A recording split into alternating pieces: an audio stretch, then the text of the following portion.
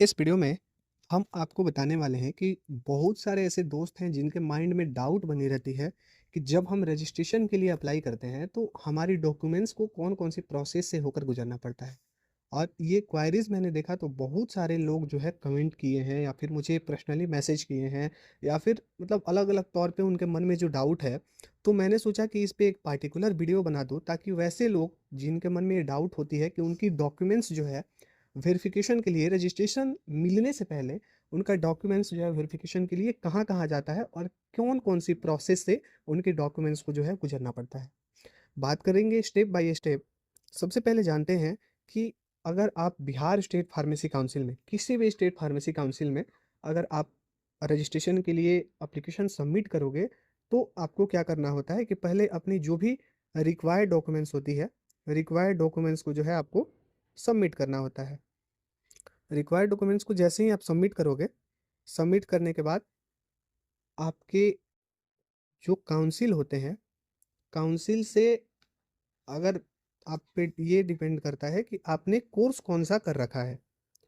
B farm का अलग B farm का जो है वो इंडस्ट्री में वेरिफिकेशन के लिए जाता है। डिप्लोमा फार्मेसी की बात करें तो ये जो है आपके हॉस्पिटल में जो आप ट्रेनिंग करते हो, जिसको तो वहाँ पे आपका जो है वेरिफिकेशन के लिए डॉक्यूमेंट्स जाता है।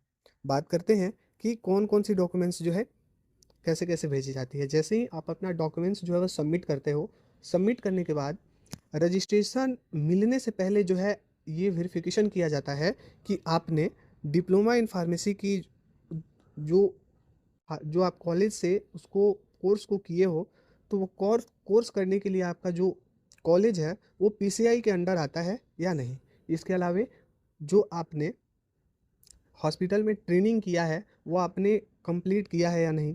एक मैंडेटरी रहता है कि डिप्लोमा इन फार्मेसी जो है 500 घंटे की ट्रेनिंग उनकी रहती है, तो उन वो मैंडेटरी रहता है कि आपने उसको किया है या नहीं। इसके अलावा जो इंडस्ट्रियल बैचलर की ट्रेनिंग होती है, बैचलर इन फार्मेसी की, तो इंडस्ट्रियल ट्रेनिंग आपने कंप्लीट किया है या नहीं।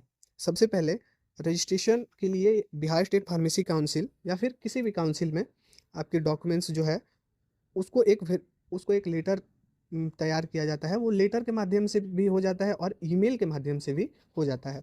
अब ये डिपेंड करता है कि आपकी कॉलेज जो है वो ईमेल पे आपका जो है वेरिफिकेशन सेंड करे ना करे, तो उसको एक ऑफिशियल लेटर बना करके और आपकी कॉलेज या फिर आपकी हॉस्पिटल या फिर आपके इंडस्ट्रियल में भेजी जाती है। डिप्लोमा फार्मेसी की बात करें तो सबसे पहले जो है आपकी कॉलेज में वेरिफिकेशन के लिए लेटर जाता है।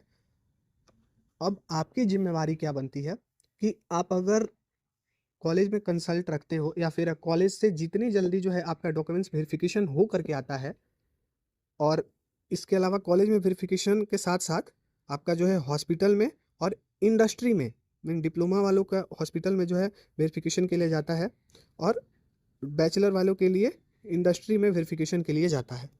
तो वहाँ से जितनी जल्दी आपकी डॉक्यूमेंट्स जो है वेरीफाई करके उसमें क्या वेरीफाई होता है कि कॉलेज में वेरिफिकेशन नहीं होगा कि आप जो है उस कॉलेज या यूनिवर्सिटी के स्टूडेंट हैं और आपने जो है आपका जो कॉलेज है वो रेपुटेड जो है फार्मेसी काउंसिल ऑफ इंडिया के ऑथराइजेशन से आपका कॉलेज चल रहा है।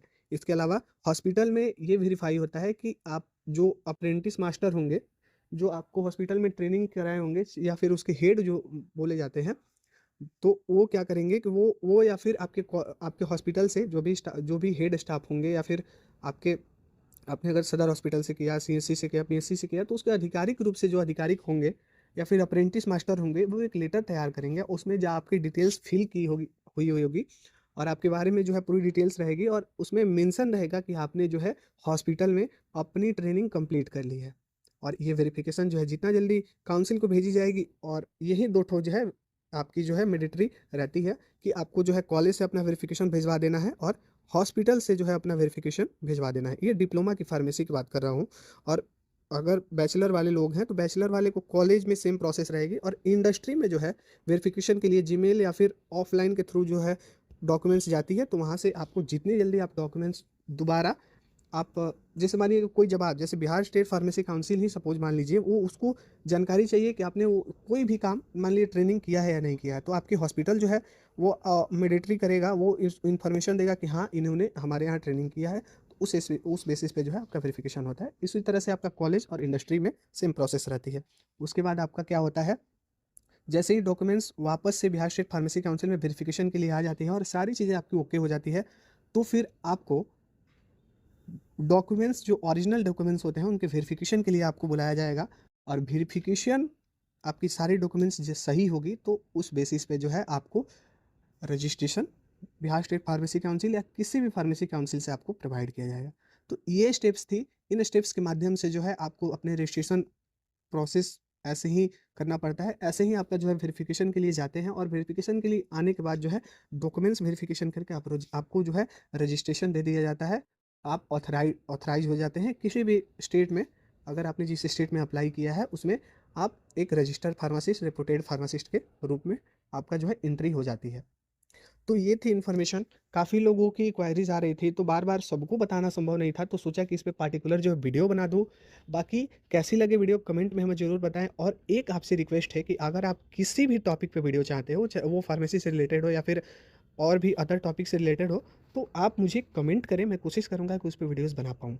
सो आपसे एक ही छोटी सी रिक्वेस्ट है कि अगर आप हमारे चैनल पे न्यू हैं, चैनल को सब्सक्राइब करें और वीडियो को ज़्यादा से ज़्यादा शेयर करें वैसे लोगों के पास जो इसको नहीं जानते हैं या फिर उनको उन प्रोसेस के बारे में नहीं पता है। सो मिलते हैं नेक्स्ट वीडियो में, तब तक के लिए दीजिए।